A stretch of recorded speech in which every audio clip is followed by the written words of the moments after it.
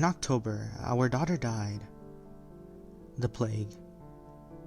It swept away entire families, like leaves caught in the wind.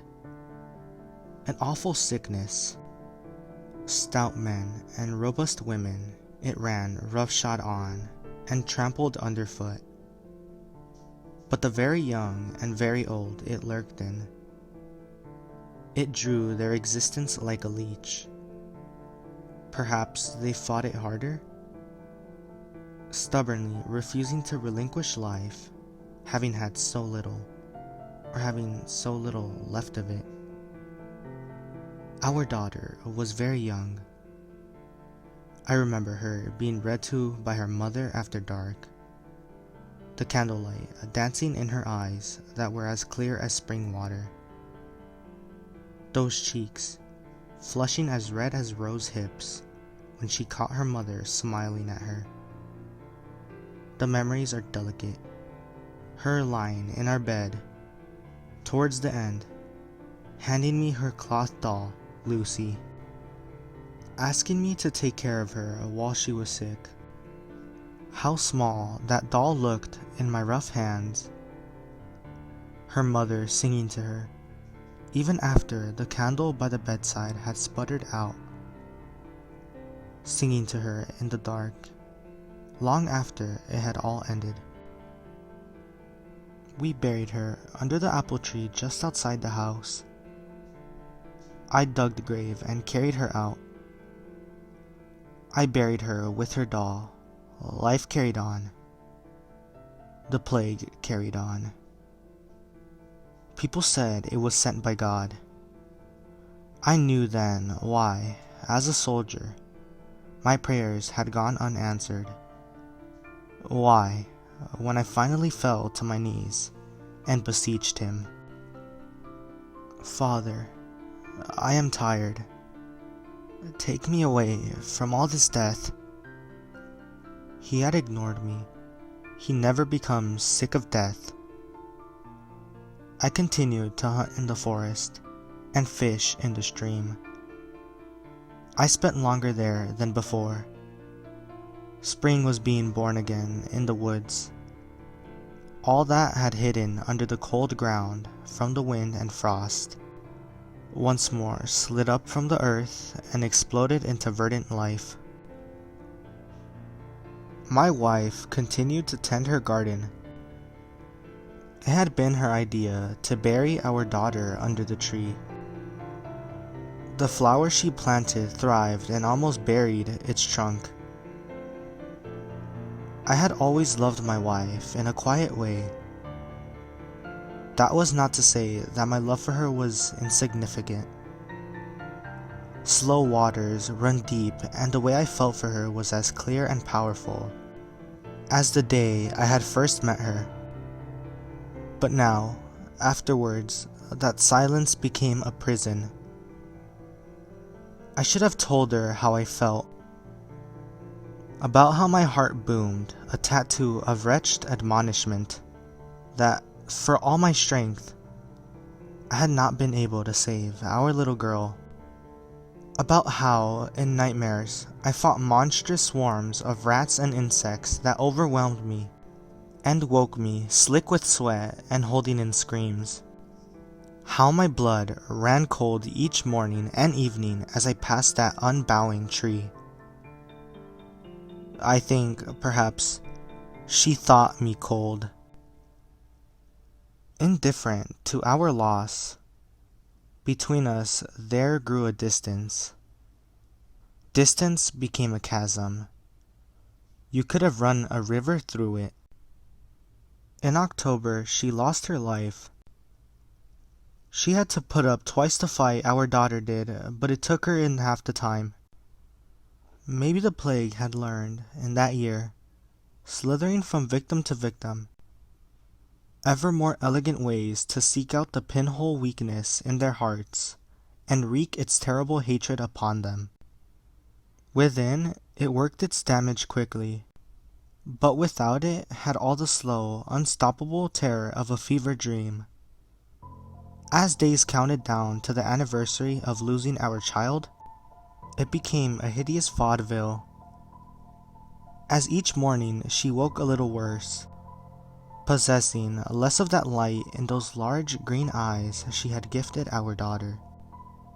Fate seemed to laugh and clap along to the unfolding tragedy.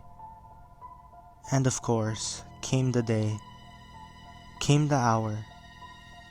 She slipped away into eternal sleep, leaving only her hand in mine. I buried her under the tree along with our daughter. It was a hard winter coming, and the ground was coarse and unyielding. I hacked at the soil with my spade, my back running with sweat. I lay her in the earth. I stood a while and looked down on her body. It was a bitter cold day and clear. There was a winter moon barely visible against the pale gray sky. I filled in the grave and went to the forest. Life carried on. The plague carried on. People said it was sent by God.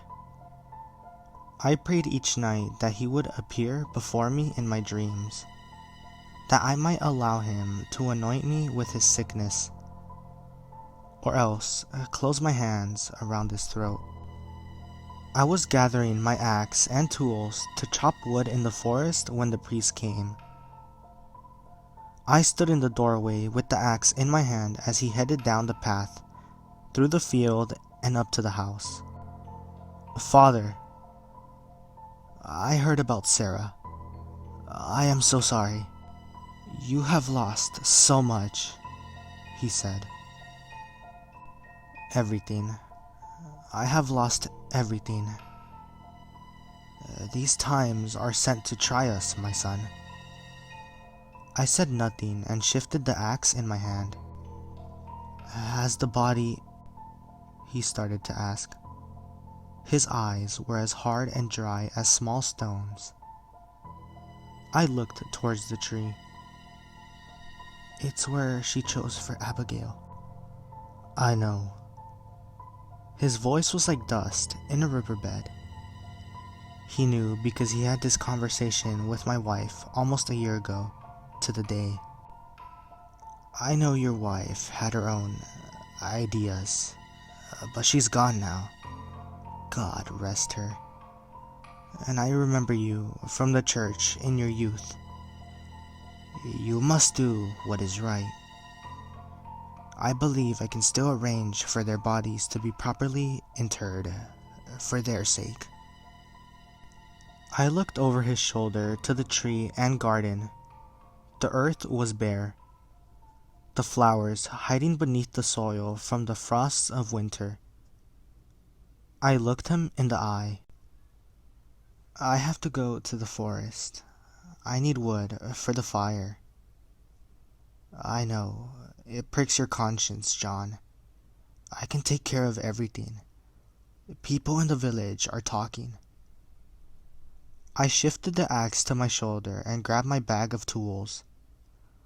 I stepped out of the doorway and the priest stepped aside. "I know they talk. They say it was sent by God." I walked off towards the forest. I could feel his eyes on my back. A cold rain began to fall. I was laying awake in my bed when I first heard it. The night was cold and still, and the noise carried easily. A scratching, scraping sound. Earth being flung, rock grinding against rock.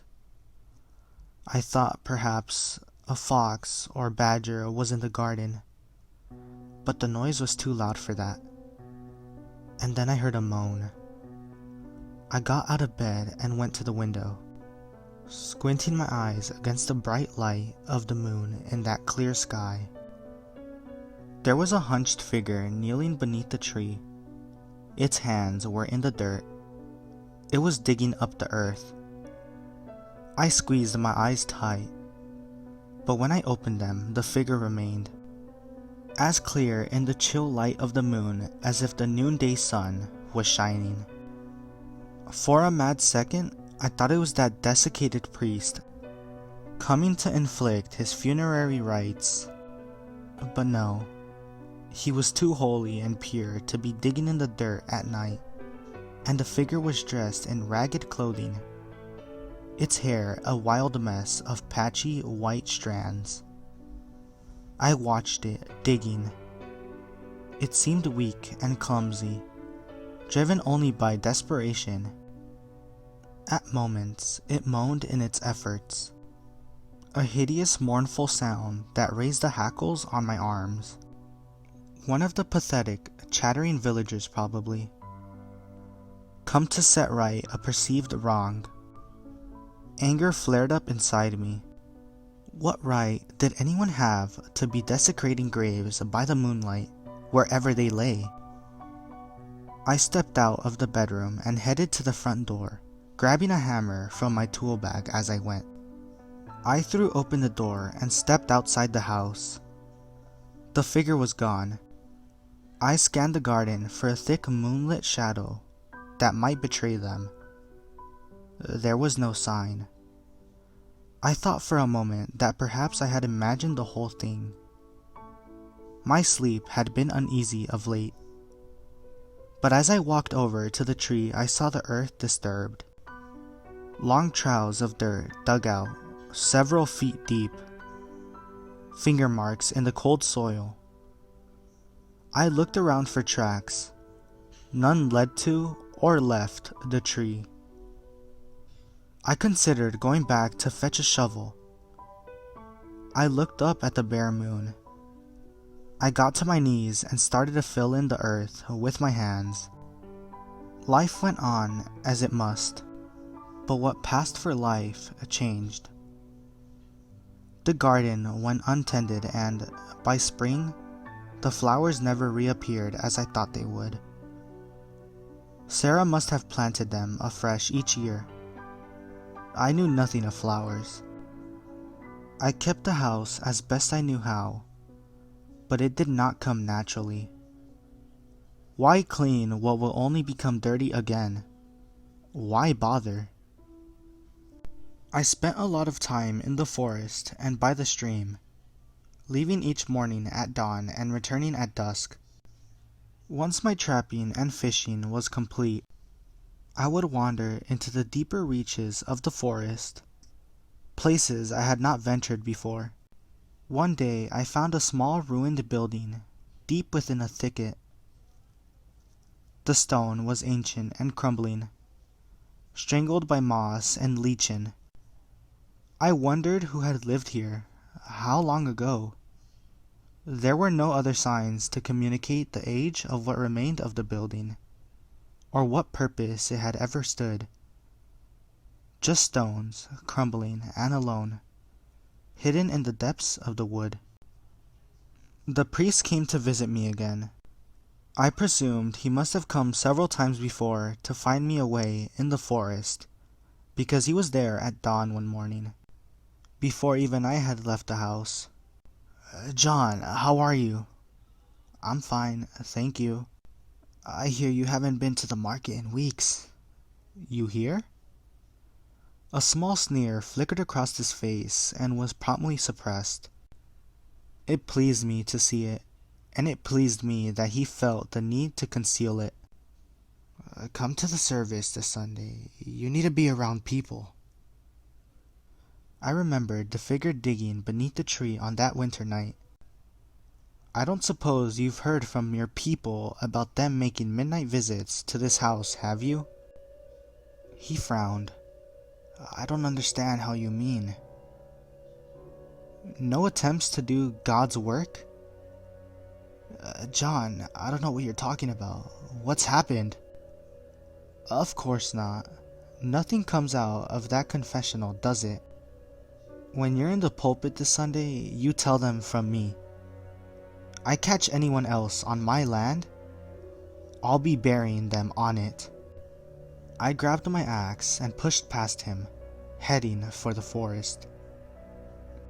At dusk, I came home and sat in Sarah's rocking chair. It had laid empty since she passed. I don't know why I did it, but I sat there. I picked up a book she used to read to our daughter. I dusted off the cover and opened it. The story was about two children who are abandoned by their parents in the woods and get kidnapped by a witch. I had heard the story 100 times or more. At some point, I fell asleep in the chair. I dreamt of the ruined house I had found deep in the forest. I was awoken by the sound of digging in the garden. I sat for some time, rocking in the chair, listening. The light thrown through the window by the moon waxed and waned as clouds passed in front of it. I heard dirt being dredged up, punctuated by the strange, forlorn sounds from last time. Eventually, I stood and went to the door. I stepped out into the crisp spring night. The moon was shrouded in clouds as gray and gaunt as cobwebs. I looked over to the tree, expecting the figure to have already disappeared. But it was still crouched there, frantically digging in the earth. The smell hit me as a light April breeze came blowing from the direction of the woods. The stench of decay. My stomach turned with the reek of blood and gas, wet soil and putrefaction. My mind turned when I imaged its source. I called out, "Hey, what the hell are you doing?" My fists were clenched, but the figure continued to dig. I shouted again, "Get away from here!" Still, the figure dug at the soil that was gray in the moonlight. I screamed, "Right!" and I stepped towards it. No sooner had I placed my first foot forward than it turned towards me and my heart stopped beating in my chest. I knew now where the stench of death came from. The figure, clothed in rags, knelt by the tree. I saw its black fingernails at the end of pale, wasted hands, which were still held aloft to be thrust into the ground.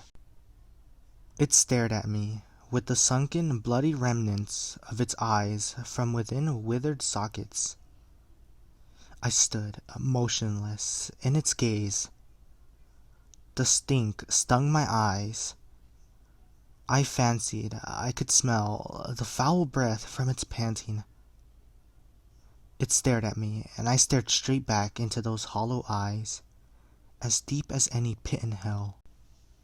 Yellow, crumbling bone poked out wherever the flesh was sufficiently flayed to show it. It tilted its head slightly to observe me, and what was left of its nose twitched. A bloated and cracked black tongue rolled out of its mouth, tasting the air. Slowly it turned back to the disturbed earth beneath the tree.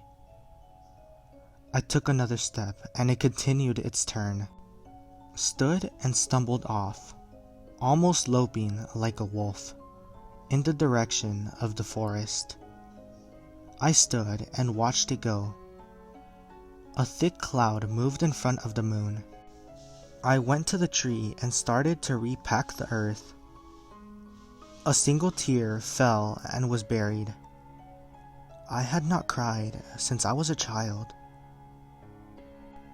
It would not be the last night that I found the gold digging in the earth. Sometimes it would not appear for weeks. Sometimes it would appear several nights in a row. Some nights it would wake me from my sleep. The sound of its long ebony nails scratching on stone. Some nights I could catch the sound on the wind, either lying awake in my bed or rocking in Sarah's chair. But come the night, in one form or another, it would always be there, digging. I would go out and face it, the fetid smell of the cryptid hitting me in waves, its gross and withered form haunting the moonlight, as it frantically scrabbled in the soil. Some nights I would stand and watch it in despair, until it noticed me and fixed me with that sad and malicious gaze before it slunk off into the forest. Other nights my rage would boil over and I would scream and curse it. "Go back to the pit! Leave them! Let them rest in peace! And it would growl and moan like a beast threatened before it sank away into shadows. I thought to call the priest, perhaps to bless, anoint and exorcise the ground, to send it back to its rest. But I feared, what if they take me for a madman, lock me in the asylum on the hill? Who then would stop the figure from its infernal work? And so I left the priest alone.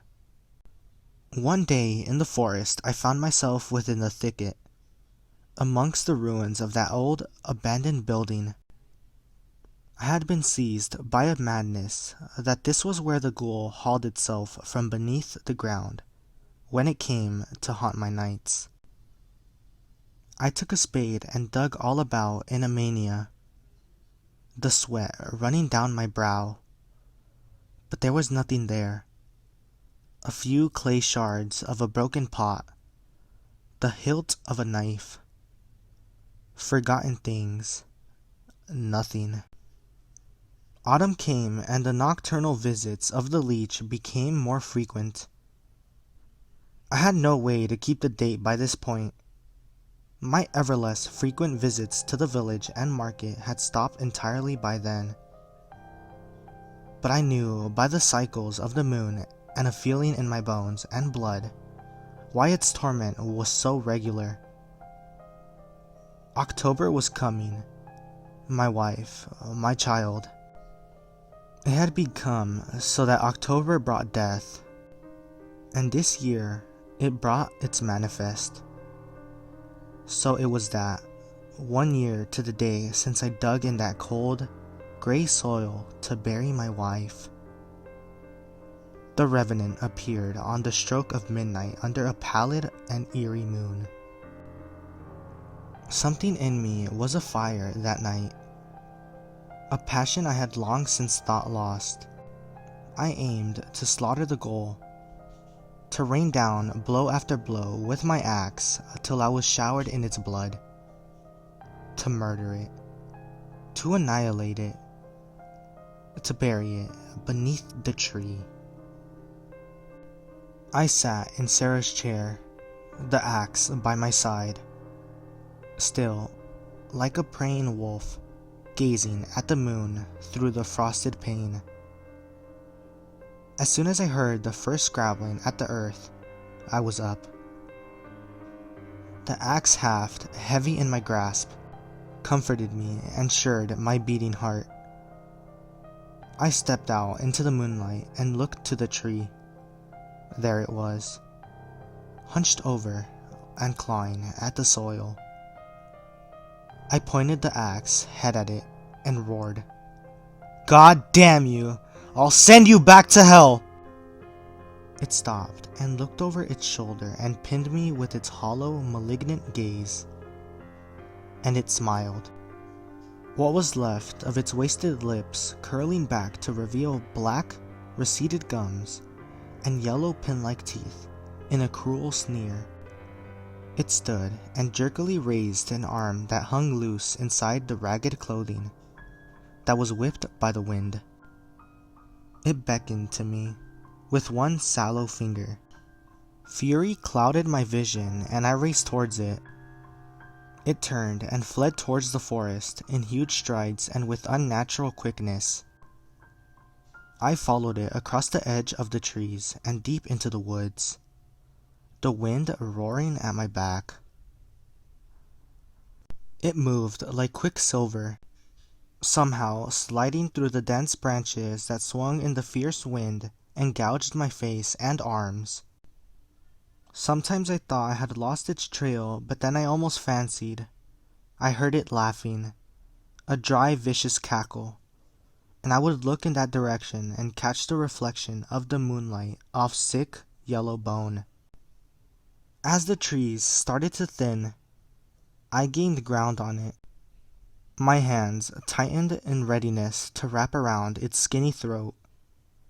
The axe had long since been knocked from my hands by the whipping of a branch. As it came into a large clearing, I was close enough to taste the nauseating stench of it being on my tongue. It stumbled and fell, and as it turned onto its back, I was on top of it. My hands clasped around its throat. My fingers sank into greasy, waxy skin and touched bone beneath. Insects crawled across my fingers as I throttled it. I stared down into its greasy, sunken eyes as it writhed beneath me. A single word rattled in its loathsome throat. Sarah. My hands lost their grip. It stared up at me, piteously. And what stared back was not some emissary of sin and fire. It was me. Rent and melted by death, wasted by the grave. But me. It was as if I stared down into the water of the river Styx and saw there a reflection of my own oblivion. My hands fell away. Hate and repulsion poured from the essence of me. It smiled. It mouthed the name again. But the only sound was the branches blowing in the wind and leaves skittering on the soil. It put its head back and looked above us. I followed its gaze. From the thick branch of a tree arcing above us hung a noose, swaying sick and silent in the breeze. I went again to strangle the goal. My hands thrust out to grasp its neck, but it was gone. I was alone in the clearing, on my knees and with my hands in the dirt. I looked up to see the noose still there. The bright, full moon sat perfectly in its coil.